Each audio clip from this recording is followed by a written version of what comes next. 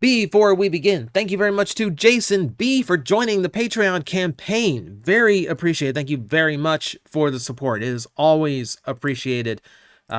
Anything to help keep this channel going is appreciated. Speaking of, we are currently sitting at one shout out left in the bank. I know there are some who want to see the shout out streak go to a full year. We're about 2.5 weeks short of that. And honestly, I would kind of like to make it there myself. So if you haven't pitched in to the Patreon campaign before, you know, it's $1 a month. And if I'm worth $1 a month, I do appreciate it if you think the same. So that fate is in your hands. And for now, we're going to focus on what's in front of us. I haven't done a tier list in a hot minute, and I thought I'd do one of my favorite characters for this one, and we're going to focus on Hot Rod and his major toy releases over the years. So on this list, we got about 28 to choose from, and we're going to go through most of the major ones.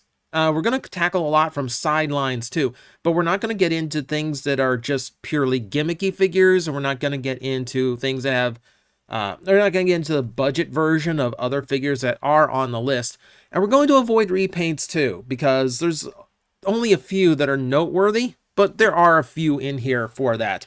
So let us begin with the original toy, the very first Hot Rod.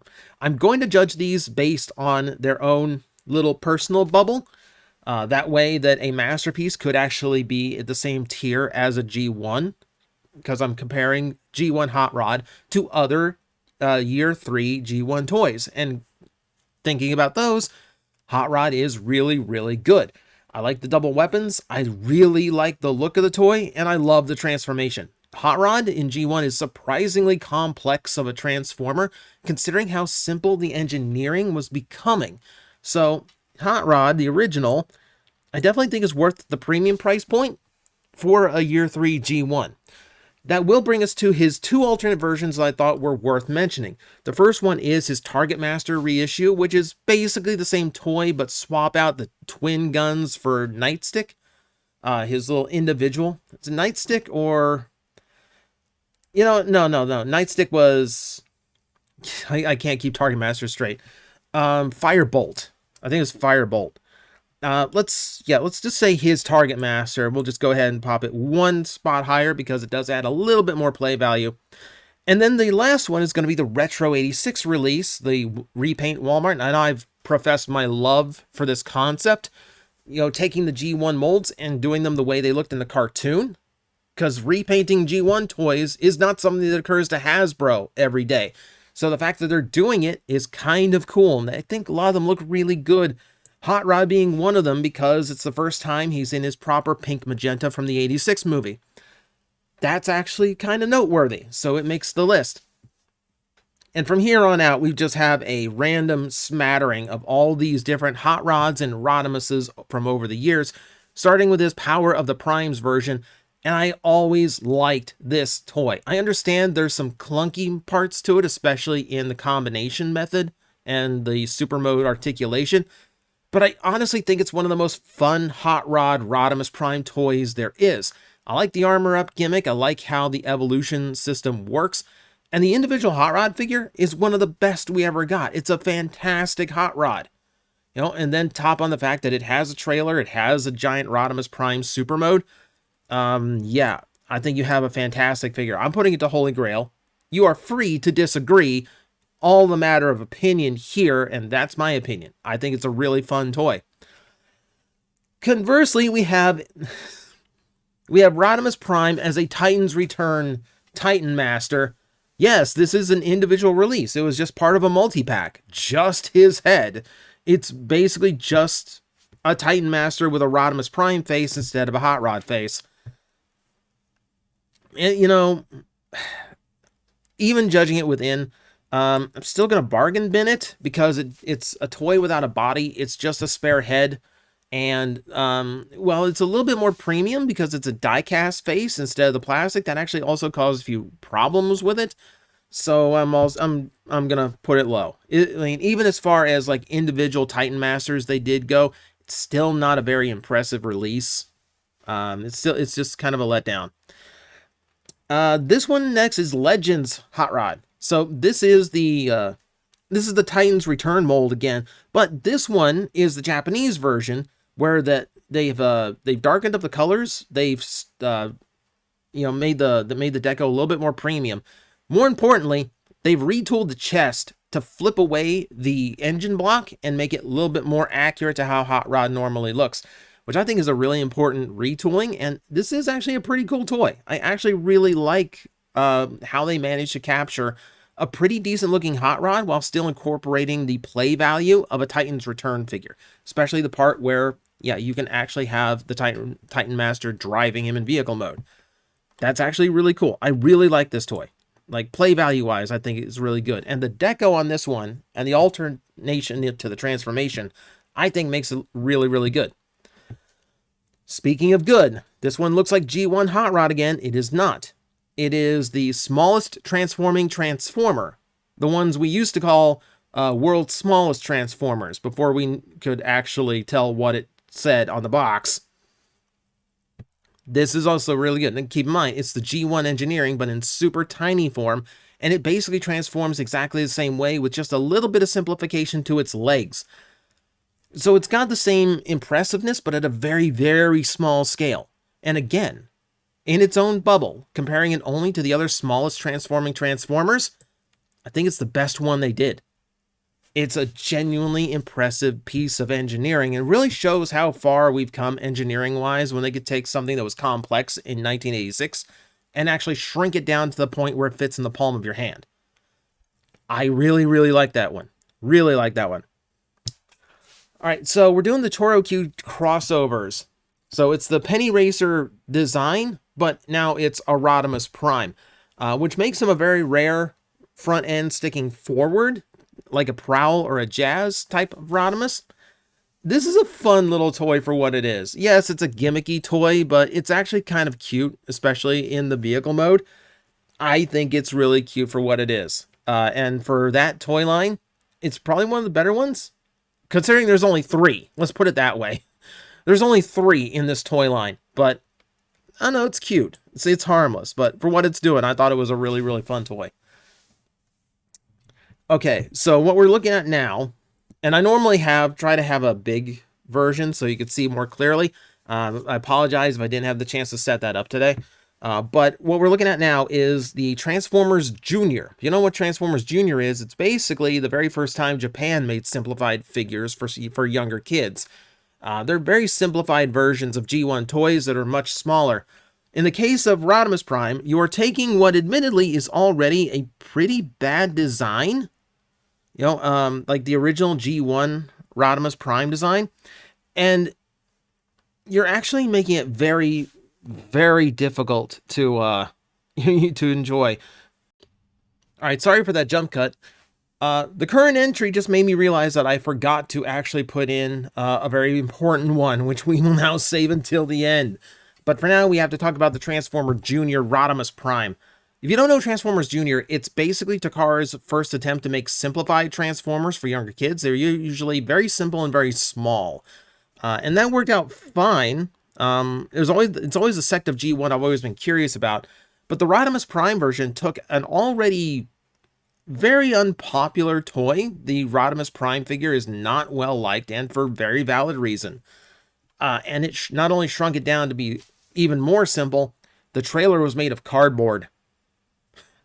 So, flea market it goes. I know it's supposed to be a small kid's Transformer, but no.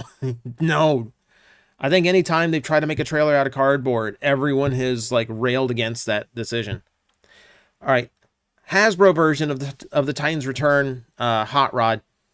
The deco on this one is a little bit weaker, because they didn't get the premium paint job. And a big thing I even forgot to mention with the Legends version, it came with a Target Master.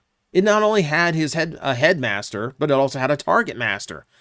So aside from just the Hasbro version missing the lavish paint and the retooling to get rid of the engine block, it's also missing the added accessory. So while it's still a very good hot rod figure in my opinion, and it has the play value Titan's Return was really good for, it doesn't have all those extras that brought its Japanese brethren up to the premium point. I think it's a good spot to just drop it somewhere in the retail release. The Combiner Wars Hot Rod, or Rodimus. I can't remember when the switch was. Doesn't matter. This is not a good one. It does not look like Hot Rod much in either mode. It is very obviously a pre-tool for the upcoming Menasor, and it's disappointing. Yeah. Doesn't really look like Hot Rod, doesn't capture him, and ultimately it's not a really great figure either. It's mostly just to be an accessory for the Stunticons once the set was complete. It's lacking. It's like, I can't put it above a singular Titan Master, but it's definitely not up there. It's definitely one of the lower ones. Let's talk about the Legends class Hot Rod. Back when Legends class meant those like small $5 figures. This was interesting because it's a very different take on Hot Rod. Ultimately, the robot mode looks similar to how he looks, but the vehicle mode was very different. The spoiler was actually realistic. He did not have a big yellow spoiler behind him. He didn't have any yellow behind him. It's just a plain red spoiler that's kind of gold on top, and that's it.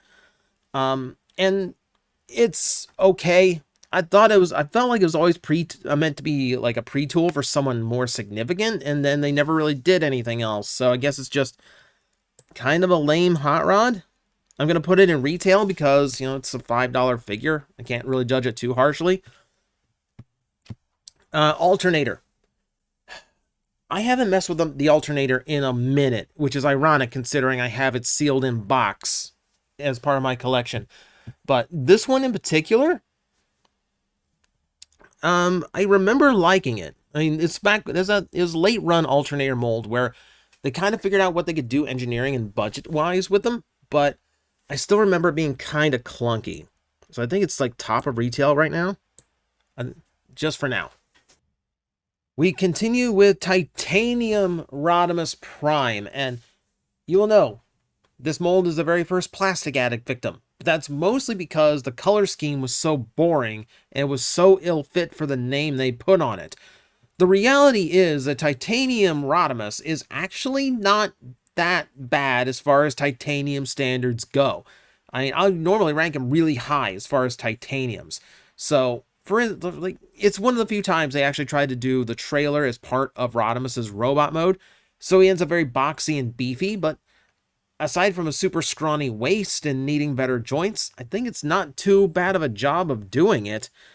I mean, in the context of this list, I think I'd still just kind of put it middle of the road.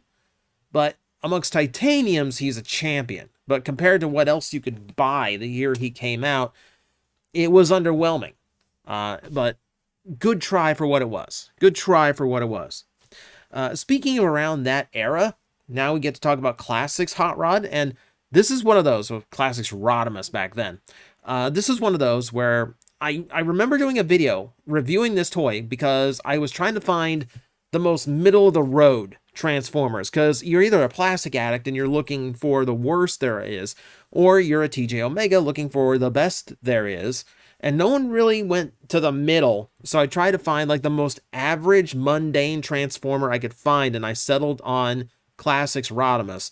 He doesn't do anything special, but he doesn't do anything particularly wrong either. He is just a perfect kind of mid-range figure. He doesn't stray too far from G1, but he doesn't do anything fresh either. He doesn't have any major special gimmicks to him, but he doesn't have anything that's a detriment to his design. All around, just spot on, bang on, average. I'm gonna put the Titan Return a little bit higher though, because that's a more fun toy. Another fun one, this is a Q Transformer Hot Rod, which is just one of their cars, admittedly, but it's cute. I mean, it's another one of those hood forward ones, which is very rare, but it always tends to be in those like weird gimmicky Takara car lines. It is, again, fine for what it is. I don't think it's as fun or as inventive as the Rodimus Prime. So this is probably, again, going to end up somewhere in the mid-tier. It's just a cute little, like, I don't know, inoffensive hot rod. This is a very odd one, because I'm sure it's retooled from someone else who definitely wasn't Hot Rod. I put the Hero Masher in here. I figure as long as we're doing any hot rod that appeared in any toy line, let's do Hero Masher. I think this one caught everyone off guard because it was rare at the time to actually see a hot rod anything, let alone a gimmicky line like this that they normally stick with like the big A-list characters. So if you don't know, Hero Mashers were basically action figures you could rip apart and recombine with each other. With Transformers, it kind of made sense, and you could do some fun stuff with that. But they also did them for Marvel heroes, and they did them for Star Wars. In particular, the designers made sure you had a Jar Jar Binks you were free to rip up if you wanted to, which I think is kind of funny for them. So it does what it's done, but man, like Hero Mashers in general were just not great. You know, great idea, not the best of executions, because I feel like I'm not sure why my Wolverine has the Hulk's arm, you know, that kind of weird thing. All right, we're going to get into a few where I am going to struggle to remember which is which, but right now we are looking at the Hasbro version of Masterpiece Rodimus. They did market this as a Rodimus Prime, even though the Hasbro version had the Target Master to make up for the fact that it had no trailer. So aside from the fact, this is the first Masterpiece mold for Hot Rod, and we know that was a problematic mold. So the Hasbro version introduced a few new toolings, and I'm not sure what the goal of them was. They switched up the elbows, but they switched up the elbows in a way that actually made them worse and made them more prone to failure. And he has spring-loaded joints that are so strong that they can and will break the parts that they are connected to if you transform him too many times. So it is a figure that can and will self-destruct if you mess with it too much, which is unfortunate because it's actually, sans trailer, a pretty nice package overall. Man, yeah, but because there's so many QC issues with it and because it's so prone to failure, it's got to go very low. It's got to go very low. Engineering-wise, look-wise, it's great. Accessory-wise, it's great. It's long-term survivability that's not there. I threw the Creo in because I thought it would be funny to compare Masterpiece toys against Creo. As Creo's little micro changers go, it's actually not bad. He comes across more like an off-road buggy than a sports car, but you know what? For a little brick-built hot rod, it's okay. And it has something that other hot rods, that some other hot rods on this list don't have, which is an obvious yellow spoiler behind his shoulders. He's okay for what he is. I'm not going to put him terribly high or anything. We'll put him at the bottom of retail because for what he is, he's doing a pretty good job. But it's not... There's actually some clever Creo micro changers out there. He's not one of them. He just kind of does his thing, but he's not too bad at doing his thing. Okay, let's talk the Takara version of Rodimus. Now, if the toy was completely functional, okay, great. If you've got the version 2 of this figure, it's completely functional and pretty good. You've got a hot rod that has a grow-up gimmick into Rodimus Prime. It gets taller. It switches some details around. You have a trailer that is completely optional because remove the trailer and you got Hot Rod's vehicle mode. It pretty much does everything you want a Hot Rod toy to actually do. The problem with the original release was the ankles were so badly engineered that they, again, like the shoulders in the Hasbro version, would tend to break. And would not properly let his vehicle mode transform. Very problematic. This mold should be really, really good, but they never released a really solid, trustworthy version of it. There is a 2.0 of this hot rod. There is a 2.0 of Masterpiece Rodimus Prime. Unfortunately, I'm not entirely sure. I'm not entirely sure how it all works in the long run, but you know what? It's fine for what it is. If you've got the version 2, if I graded on the version 2, I would put it up in premium. If I graded on the version 1, I would put it in the bargain bin. I think that means I'm just going to put them top of retail and just admit that that mold really, really did nobody any favors, unfortunately. Jump cut? What jump cut? What do you mean jump cut? What do you mean there's another Rodimus added to the list that wasn't there before? You're seeing things. Seeing things. Delusional, all of you. Let's talk about the Cloud Hot Rod, or Rodimus in this case, or Hot Rodimus because it's Japanese version. I don't know anymore. This guy's name is confusing. This is a straight repaint from Thrilling 30 Springer. or Generation Springer, and it's not supposed to work as well as it does. His kibble actually lets him have a yellow spoiler. There are things designed to be Hot Rod that don't have yellow spoilers on this list. And the vehicle mode makes sense as a Cybertronian one, especially since this is skewed toward the IDW depiction of Hot Rod. So for that, I'm kind of shocked I'm going to put it as high as I am. But it's actually really fun. And it works surprisingly well. Like, to a degree it really should not. Kind of amazing, really. Alright, let's see if we can actually finish this now without any further interruptions. We're moving on to Core Class Hot Rod, the most recent one on this list. I'm not big on this one. So here's the thing, the design is fine. It's a little lackluster for Rodimus Prime, but ultimately the design is fine. The problem is, one, the accessory. He doesn't come with any of his blasters. He comes with a sword, which is only relevant if you read Regeneration 1, and why would you? It's not a great book. It's not a great book. But it's really only relevant if you're a fan of that particular iteration of Hot Rod in general. Otherwise, it's just a really random accessory, which is kind of the thing in Series 1 of Core. And then the overall figure is just okay, and it's mostly just suffers because its joints in the legs are especially weak. I've never seen one that had good joints.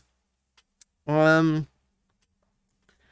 I intend to put it in bargain bin. It's just a weird, just a weird iteration on Hot Rod. I don't think it came out that great. Now, on the contrast, the Commander Hot Rod, Rodimus Prime, that's a nice one. That's a really nice one. Oof. Yeah, that Rodimus Prime was one of my toys of the year when it came out. I mean, it's just a heavy chunk Rodimus Prime. Granted, I wish the trailer did more than it did. They tried to work in a few extra features, but for the most part, you're just banking on just like this extremely good Hot Rod / Rodimus Prime that was really, really nice in vehicle mode. But it had a big box trailer that didn't do much of anything except be a boring battle platform. And it's just as a modern version of the original G1 toy, that's fine. Especially because it fixed the big problem, which, honestly, one of the things they do all the time is they do a Rodimus Prime where the trailer comes off and it's just normal Hot Rod inside. They did that for Power of the Primes, they did that for Masterpiece. This is the only time where it was a different vehicle inside, so it actually looked like he was a bulked up version of his original vehicle, even without the trailer, which I felt made a lot more sense, and I actually kind of liked that. I'm going to put it premium, but for what it is, I'm going to put it on the lower end of premium. Because of what it is, I do think the toy is very good. It is a little bit lacking in features compared to other Commander class toys, so it ends up a little bit lower on the list. But, you know, it's still good. It's still really good.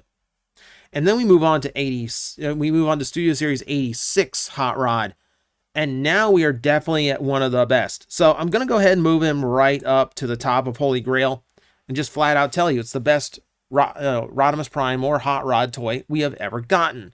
It's incredibly clean in robot mode. The transformation is really impressive, considering it's probably the most screen-accurate Hot Rod toy we've ever gotten, at least overall design-wise. And it's the one that does the weird arm rotate thing that he did after him and Cup crash landed. That one weird version of the transformation. Considering it does that, it's still so good. My only fear on that toy is long-term because there's some little translucent hinges on it. But that's literally it. Other than that, it's an incredibly solid and well-designed version of Hot Rod. So, yeah, top of the list. Top of the list. Like, your one grievance on it might be that it's a small-size Voyager that's bulked out with a lot of accessories. But that's up to you to decide if the value is there or not. Here's one that's fun. It's the Ken from the collaborative Street Fighter set. Now, it only makes the list because it is Hot Rod. Because this is marketed as Hot Rod as Ken, just as like Megatron as M. Bison. So On a technical level, yes, this is still Hot Rod. It's him cosplaying, is what it is. And as such, I think it actually does, it's actually kind of a funny job. Like turning his, typically like his crest on his helmet into the big eyebrows. That's funny. That's funny. I think that's hilarious. And yeah, it's just a goofball figure. I have a soft spot for the Street Fighter ones because it's just, they're so crowbarred and it's hysterical.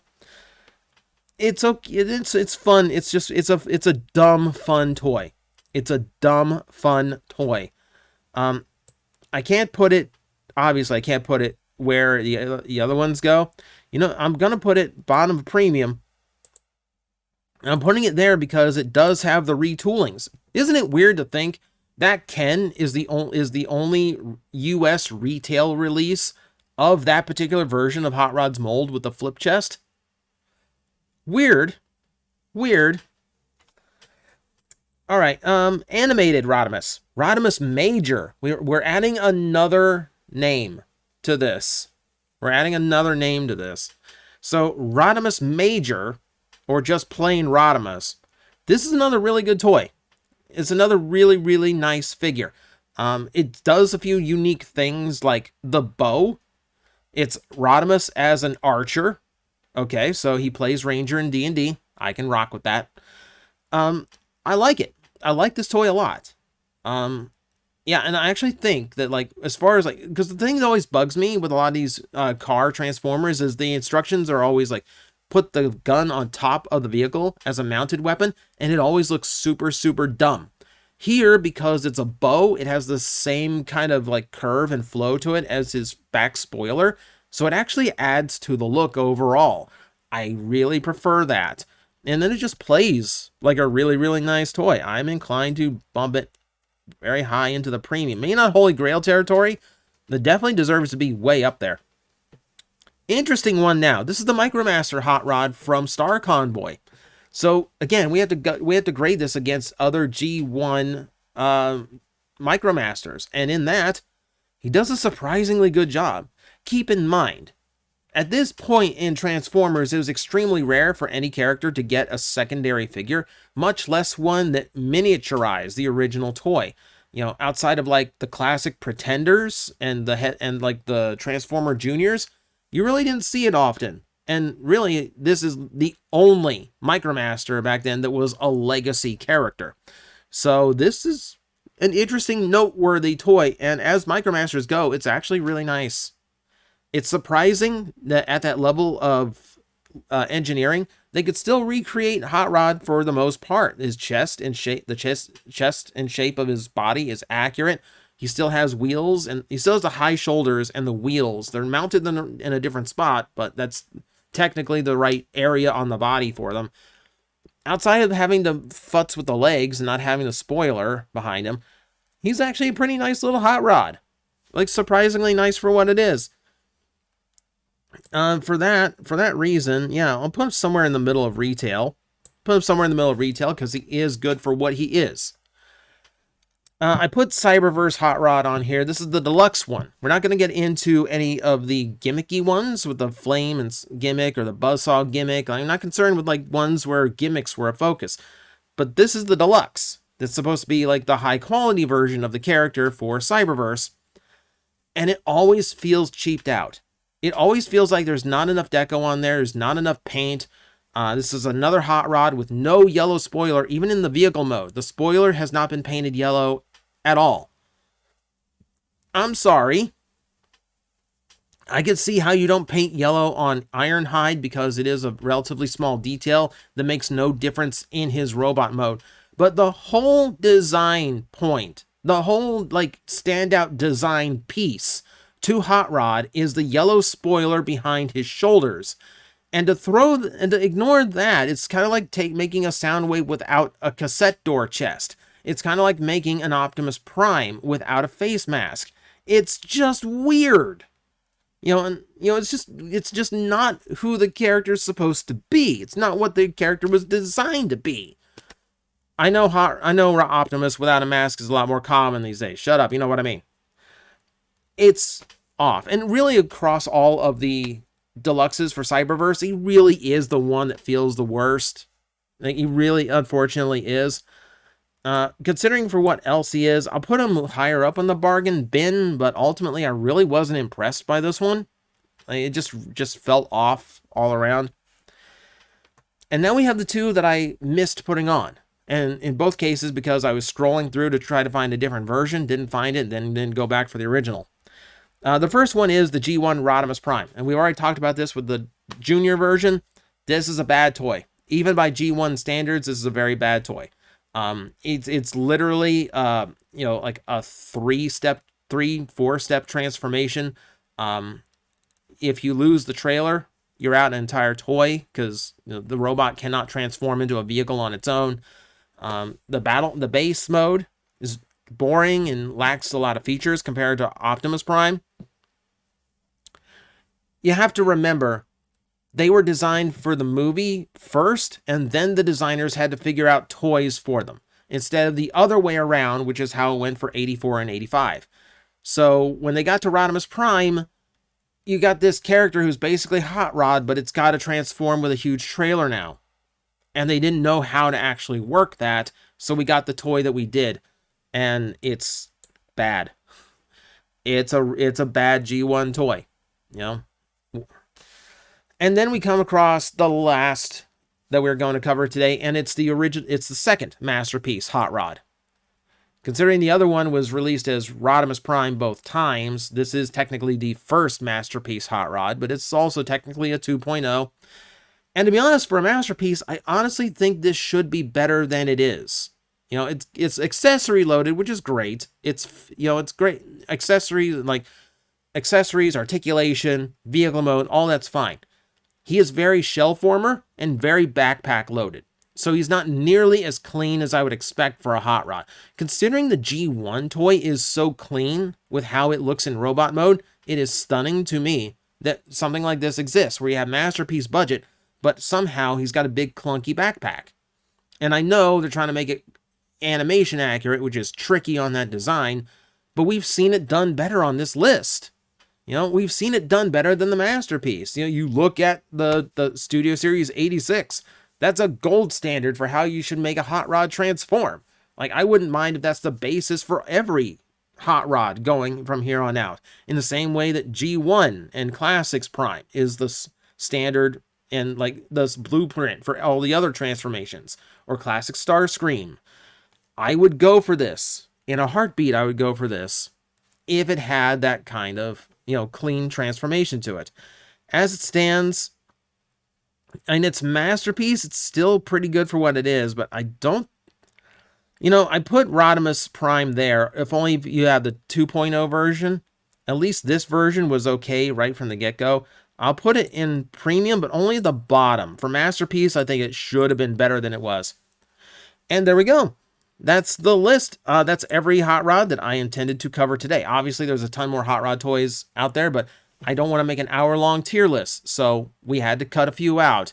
But this is the list. As always, feel free to disagree, because I know I got it wrong somewhere. So feel free to let me know in the comments below, and as always, I will see you next time.